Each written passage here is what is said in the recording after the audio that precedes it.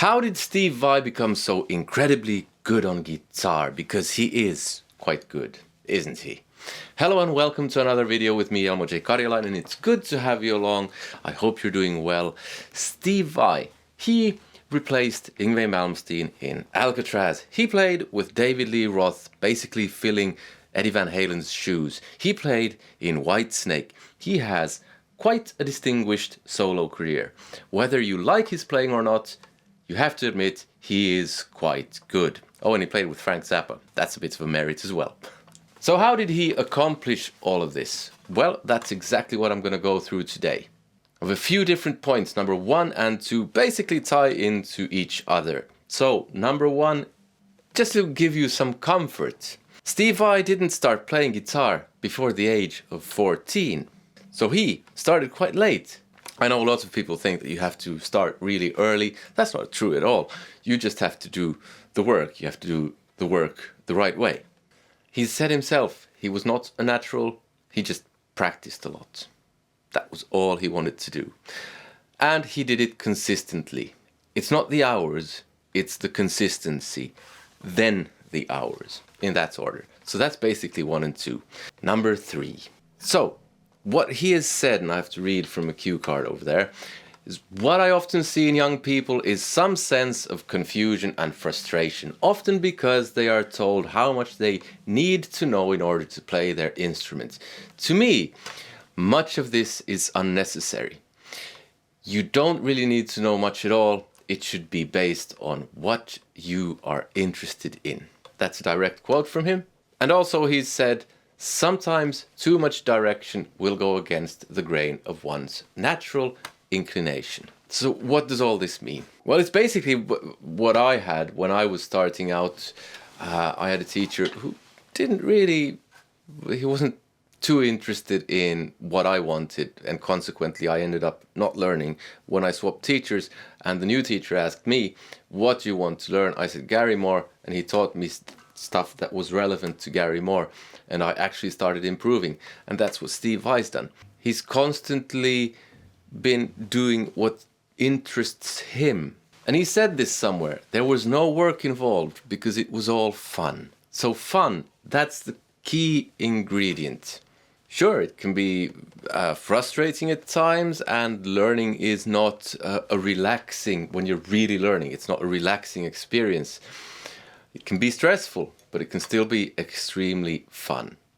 And that's what he's done. He's learned stuff that was interesting to him. And he also said somewhere that he works on his strengths, not his weaknesses. And that kind of ties into the whole thing as well. Number 4.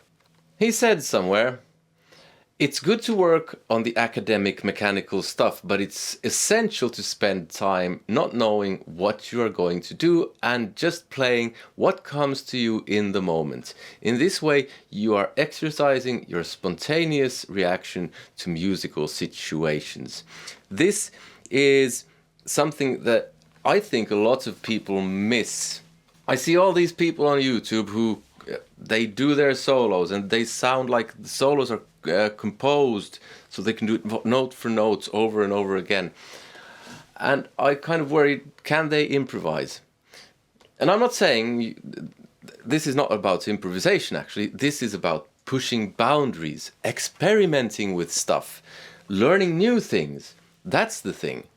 It can be playing in the moment. It can be improvising. Improvising is super important, but it's pushing the boundaries constantly. That's number 4. Number 5. He said of Jimmy Page that he'd never heard anyone play that fast. And then later on, he took lessons from Joe Satriani. So I mentioned earlier that he played stuff that was fun. He practiced stuff that was relevant to what he wanted. And this means that he had somewhere he was going. Your practice routines need to be based on what your goals are, is something that he said. The key word here, goals. Jimmy Page was a goal for him. Regardless of what you're doing, if you want to become good, you have to have a direction you're going.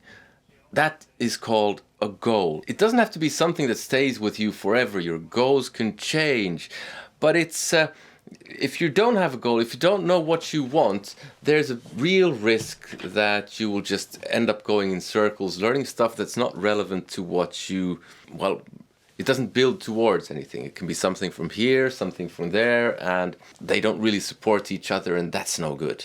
One summer he decided to learn sight reading, and he's also talked about prioritizing. You have to decide what kind of music you want to play. Number 6, how does music enter us? He has said, whatever you may be practicing, the most important thing is listening. When you listen, you're strengthening your connection to the instruments. And this is something that he's been actually actively improving. So practicing guitar is not just about playing guitar, it's also about listening to music, actively listening to music. That's another way of learning something. You won't be improving your technical ability when you're listening, but you will be improving your overall musicianship. Also, it has to do with listening when you play. But more on this a bit later. Next one. I forget which number this is now. Number 7. How do you know when you're improving? What do athletes do? Take someone who runs 100-meter sprints and is practicing for an event. How do they know they're improving? They time themselves. Steve Vai knew how he wanted his playing to sound and how he wanted his playing to look. He stood in front of a mirror and watched himself play, and he recorded himself. What does all this mean? This means he measured his progress. And this is something I've talked about elsewhere, but it's so important. You have to have a healthy view of your own playing. You can't be overly critical, but you can't be overly positive either. Somewhere, happy middle ground. This thing works, this thing doesn't. I have to improve this. This is irrelevant. I don't care about that. That kind of thing. By the way, when you're practicing, you can do this. You can look at someone, watch someone who you admire, whoever it may be, and try to mimic the way it looks when they play. That can sometimes improve your playing as well. Number 8, we can make this really short. There's a quote by him which sums it up. The level of achievement that we have at anything is a reflection of how well we were able to focus on it. Now, that can be day to day, so how much can you focus on your guitar playing? One day you might be able, one day you might not be able, but it's also to do with when you practice guitar.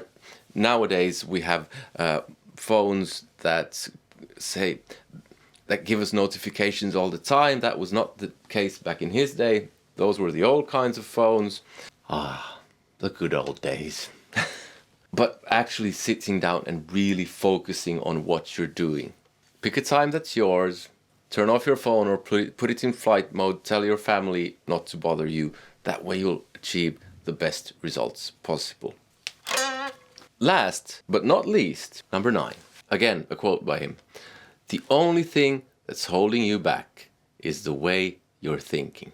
I see a lot of this, and I've done videos on this, and it's negative thinking just kills your improvement. Sometimes it stops you from even trying, and that's the worst bit.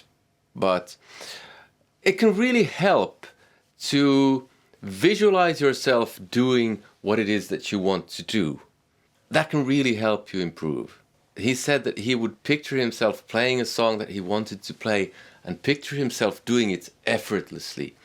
I use this as well, and it really helps. It's kind of the first part of being able to play something, is visualizing yourself doing it. Now I know a lot of people will sit there saying, yeah, but he practiced for 10 hours a day, I can never do that. And if you're doing that, you're missing the point of this video completely. The whole point of this video is not that you become like Steve Vai, that I become like Steve Vai, because most of us, or at least a lot of us, are people who don't actually have the time to do what Steve Vai did. We might not have the drive, we might not have the passion, but that doesn't mean we can't take something from his playbook and do a shorter period or shorter times.